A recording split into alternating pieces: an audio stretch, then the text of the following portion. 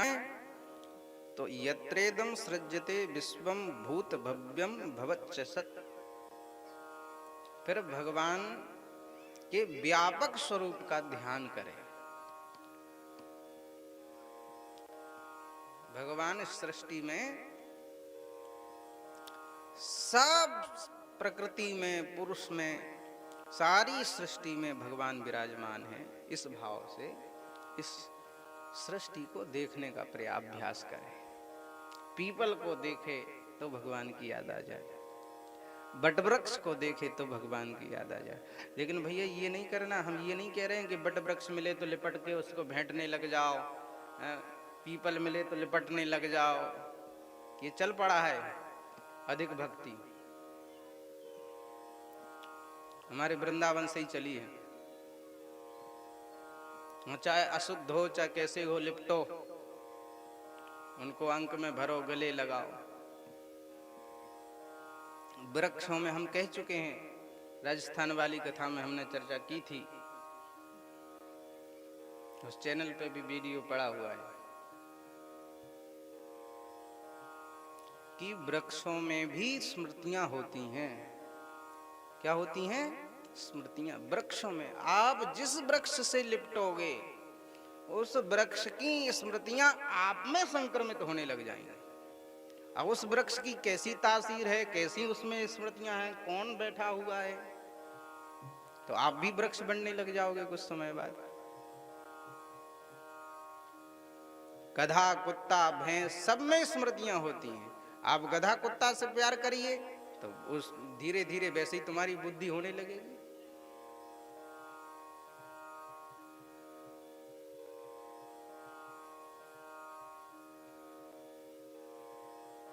अब रही वृंदावन के वृक्षों की बात, वृंदावन की लताओं की बात, तो वृंदावन की लताओं को भेंटने में भी विवेक रखना चाहिए, क्योंकि वृंदावन की समस्त ब्रज की लता पताएं या तो कोई बड़े ऋषि मुनि महात्मा हैं, या वृंदावन के कोई नेमी प्रेमी महात्मा हैं, रसिक महानुभाव हैं, और हम अपवित्र अवस्था में उनका स्पर्श करेंगे। कोई भजन कर रहा हो, ध्यान कर रहा हो, आप जाकर उसको छू लो, क्या होगा? उसको घाटा होगा कि नहीं, उसको नुकसान होगा कि नहीं होगा? इसलिए सीधे जाके नहीं छूना चाहिए। एक बार की एक घटना बता दें आपको। हम वृंदावन में आए थे, 4-5 साल हुए थे। हिताश्रम में रहते थे, अष्टयाम सेवा करते थे श्री लाडली लाल जी की। इसमें आत्मकथा से मतलब मत लेना, एक महापुरुष की बात है इसलिए कह रहे हैं। और हमारे वृंदावन के एक महान पुरुष श्री प्रेमानंद बाबा, वो भी वृंदावन आए थे। जटा थी तब बाबा की, फिर टकला होने लग गए, भद्र होने लग गए, और फिर जटाएं आ गई।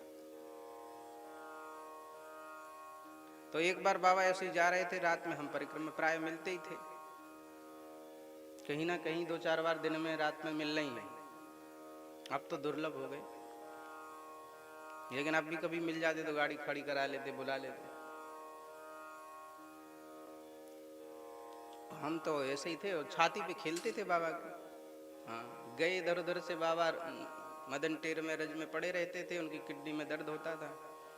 हम जाके हम और लेट जाते उनके ऊपर अपनी तपन बुझाने के लिए। बाबा कभी कभी नाराज भी होते, कभी कभी। तो एक बार ऐसे ही बाबा जा रहे थे स्मरण करते हुए, चिंतन करते हुए, हमने जाके सीधे चरण पकड़ दिए चलते चलते में, और जैसे ही चरण पकड़े तो व्याकुल हो गए, हाहाकार करने लगे, और हमको थोड़ा डांटा और बाद में गले से लगाया, ऐसे चिपका के बोले, बच्चा शरीर छूट जाएगा, ऐसे चरण मत पकड़ा करो। पहले उनके इष्ट का नाम लेकर के स्मरण करा के, और जब वो अपने शरीरस्थ रहें, वे अनुमति दे दें, वो इस लायक हो जाएं, वो स्वीकृति दे दें कि हाँ अब छू सकते हैं।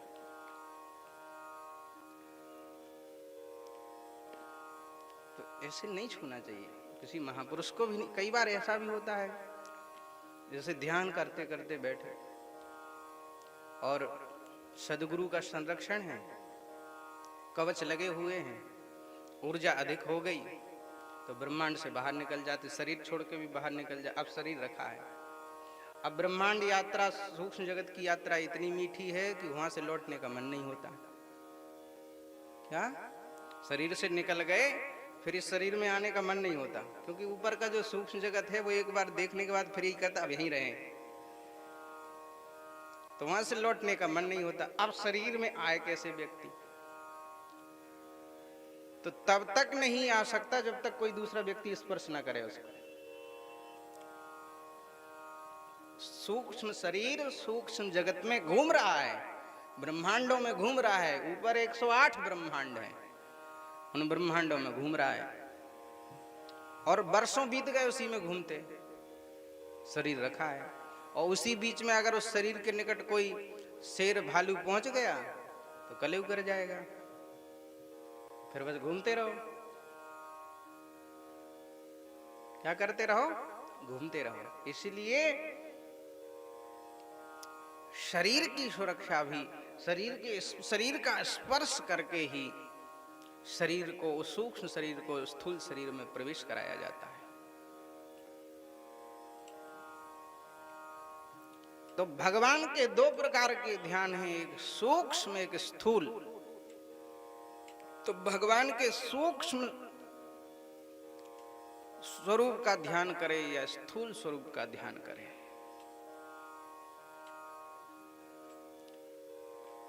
और दोनों प्रकार के ध्यान से दोनों प्रकार की मुक्तियां प्राप्त होती हैं। कौन कौन सी मुक्ति है? बोले एक सद्यो मुक्ति, एक क्रम मुक्ति। तो सद्यो मुक्ति किसे कहा गया? बोले सद्यो मुक्ति ध्यान, धारणा, समाधि के द्वारा षटचक्र भेदन करके प्राणों को सहस्रार चक्र में ले जाकर के प्राणों का जो त्याग करता है, प्राणों को जो त्याग करता है उसको कहते हैं सद्यो मुक्ति।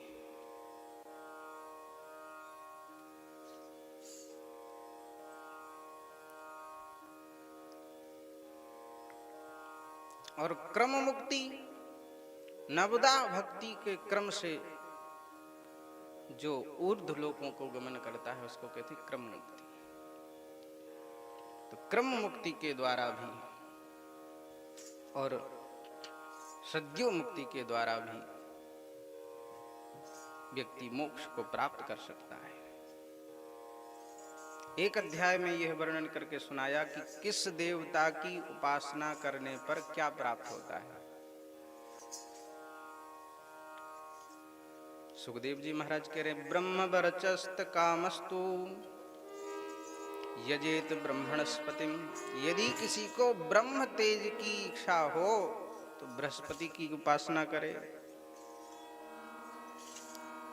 यदि किसी को इंद्र मिंद्रिय कामस्तु प्रजा काम प्रजापतिन। यदि किसी को इंद्रियों की विशेष शक्ति कामना हो, विशेष शक्ति की कामना हो तो वो इंद्र की उपासना करे।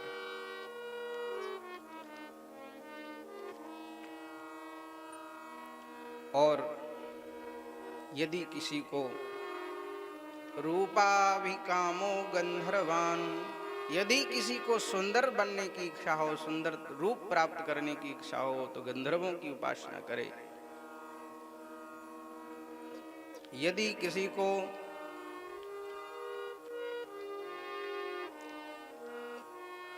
पत्नी की प्राप्ति की इच्छा हो तो उर्वशी की उपासना करे। यदि किसी को विद्वान बनना हो, वास्तविक विद्वान, रट्टू विद्वान नहीं, वास्तविक विद्वान बनना हो तो विद्या कामस्तु गिरीशम, हाँ, भगवान गिरीश की उपासना करे, भगवान श्री शिव जी की उपासना करे, गिरीश भगवान की उपासना करे। और किसी को यदि ये कामना हो कि हमारा पति पत्नी का जीवन अच्छा बीते, सुखमय बीते, तो दाम्पत्यार्थ उमा सतीम। यदि किसी को अपना गृहस्थ जीवन सुखमय बनाना हो, दाम्पत्य जीवन सुखमय बनाना हो तो माता पार्वती की उपासना करे।